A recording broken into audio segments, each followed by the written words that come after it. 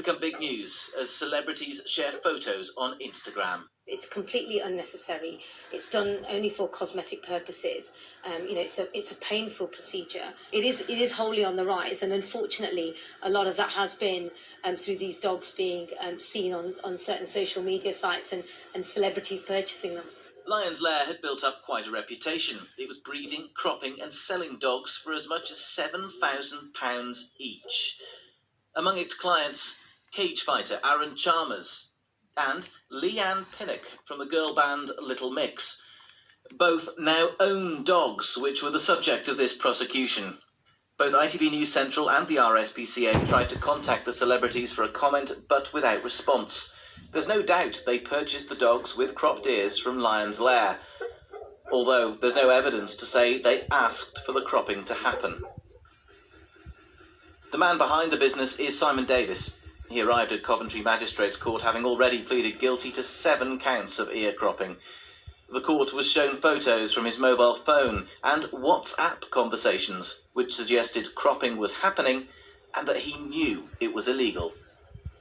Magistrates told Simon Davis that he clearly carried out the procedures for commercial gain. They sentenced him to 18 weeks in prison, which was suspended for a year, during which time he will have to carry out 160 hours of unpaid work in the community. But the most significant for the RSPCA officers who brought this case was the disqualification.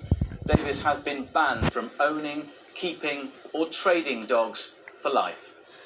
My primary role is to, try and prevent any animal suffering in the future. So I'm really glad that we've managed to get a life ban. My hope is always that it's a deterrent to the public. More importantly, educating the public to make them aware that this is a thing. It actually goes on.